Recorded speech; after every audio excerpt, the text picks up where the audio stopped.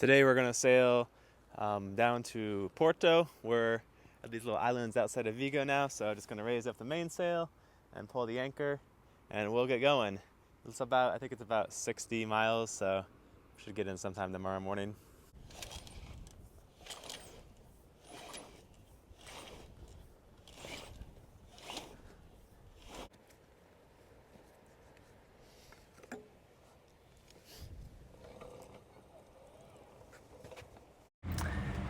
The wind conditions are just perfect today.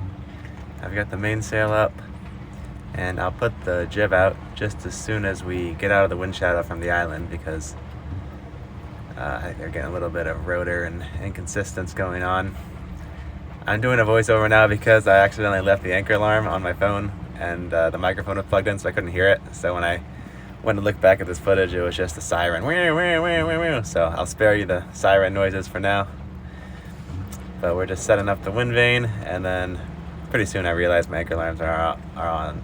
So then I turn it off, and we can go back to that good audio. Finally don't have to wear a jacket outside. I'm happy. Finally got into that good weather, and I think it's going to be this way for a while. I'm going to go down below and make some potatoes for lunch. Then maybe I'll edit some video. Then maybe I'll take a nap out in the cockpit. Good plan. Change my mind, I'm gonna make this for lunch. And I found some avocado too, so I think that'll go good together in there. Looks like a pretty good lunch to me.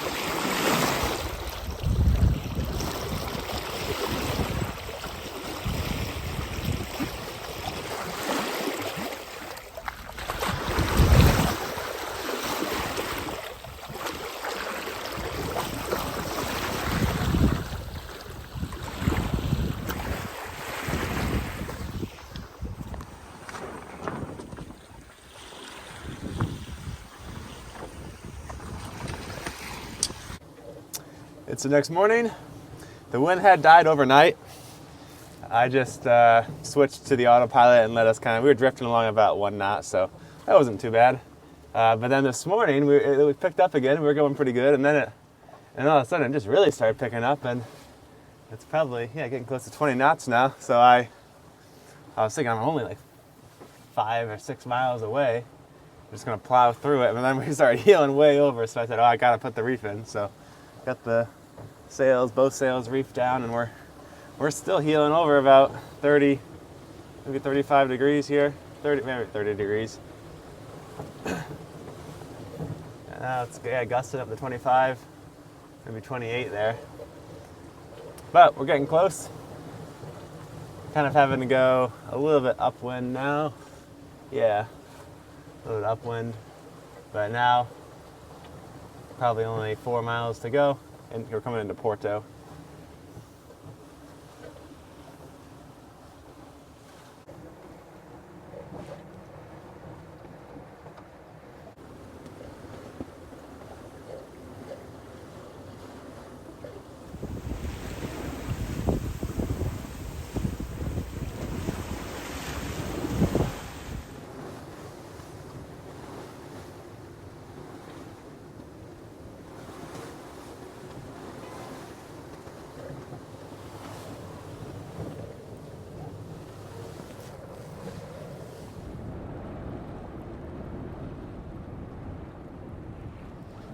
Didn't even have time to put my pants on.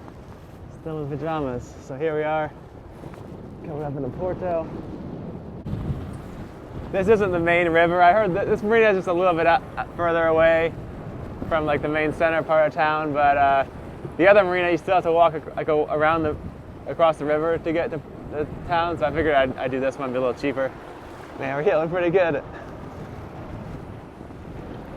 Looking back at this footage, it's really weird hearing it without the wind noise because I got the microphone under my jacket, which is kind of good because the audio is usable, but also removes some of the drama, I suppose. Got a rail in here.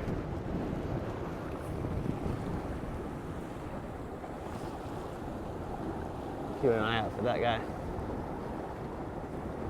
So I just found us a slip and I put up my Portuguese flag. Look at that. It's got like a triangle mast.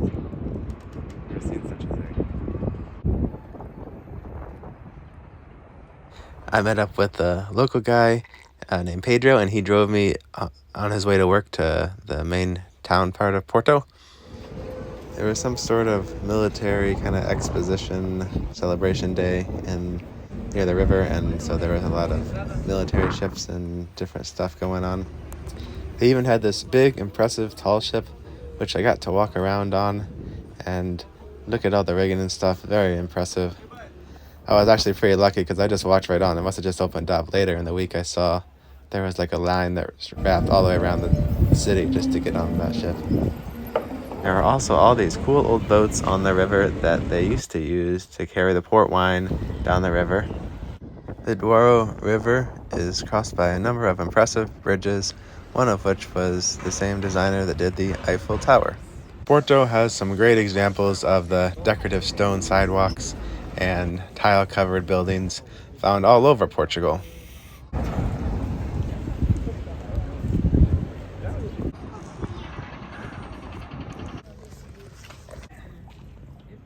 And of course I had to try the famous francesinhas.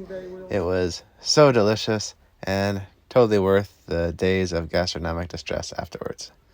So today we're going to sail to the Douro River, and Annalene is with us, and it's only about an hour from here. The marina there is a little expensive, so I spent the first couple nights here. But now we go see the Porto from the water. I think we'll hit it as the tide's coming in, so hopefully the currents won't be too bad.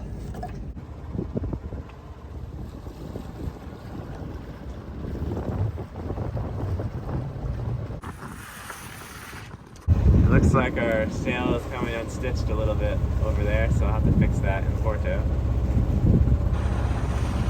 It doesn't look torn, fortunately. I think it's just the stitching's probably got a little sun damage.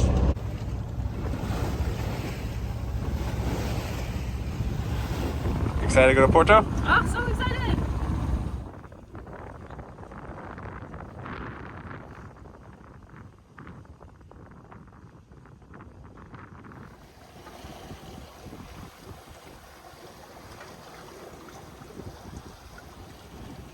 There it is, just a quick trip up the river to the marina. We checked into this marina on the Douro and it was 43 euros a night. The most expensive one yet. And we stayed here for 2 nights. And we rented a little Europe car and to go to hike. And where are we at? Oh, I can't remember what it's called. It's a bridge. It's a bridge. Yeah.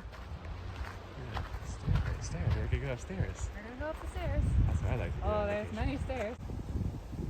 It might be the biggest bridge in the world. Might be.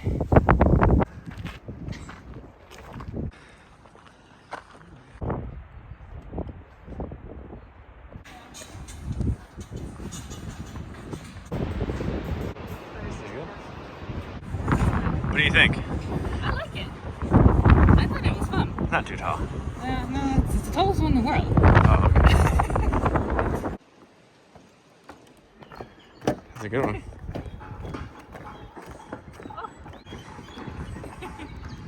There's the dam.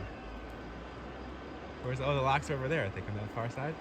Well, I had the rental car decided to drive by these locks. They have a 35-meter height difference. I think they probably look more impressive, like, from the other side. I couldn't sail a pickle herring through them because I needed to lower the mast, but it was kind of cool to see. We're documenting an important milestone.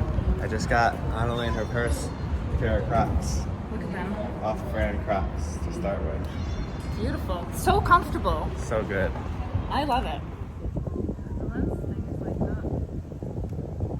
Today's project is going to be to take the glass off and clean underneath here. We're going to paint that black so it won't look so gross anymore. Adeline's going to tackle that, and I'm going to take the jib down and patch the sail there, or just sew it back together.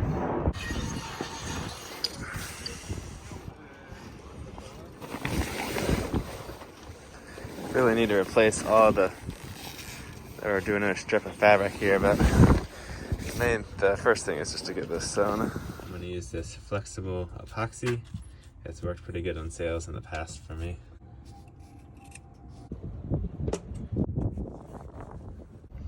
Okay, so hopefully that glue will hold it together for a couple hours and that'll be done. Looks like the glue is stuck pretty good. I glued it to the hatch too, actually. But that's fine. So I don't think the stitching is necessary because the glue holds it so good, but we'll just belt and suspenders it here and do a little zigzag across there. About halfway done already. Annalene is helping me paint a black lip on the inside of the acrylic. And normally you would probably use like a black silicone adhesive to attach this, so this wouldn't be necessary. But I kind of wanted these to be easily removable if I got sailed into warmer water. So I didn't use any kind of silicone, and it kind of grew this green moldy algae kind of stuff. But this will make it look nice. Here's the result, and it looks so good. Yeah. Good job. Great. Much better than the green stuff. Better than the green stuff. Yeah. And we wrapped up our day with a tour of a port wine distillery, which I really hadn't known anything about, but it comes from up the river from Porto. And I'd only ever used it to make glug. And it tastes pretty alright by itself too. The sweetest one. And then this one was good. And this one was also good, but the red one. Thanks for watching. In the next video, I'm going to keep sailing south down the coast of Portugal and find some paragliding sites to get to fly the paraglider along the coast there. I'll see you guys next time.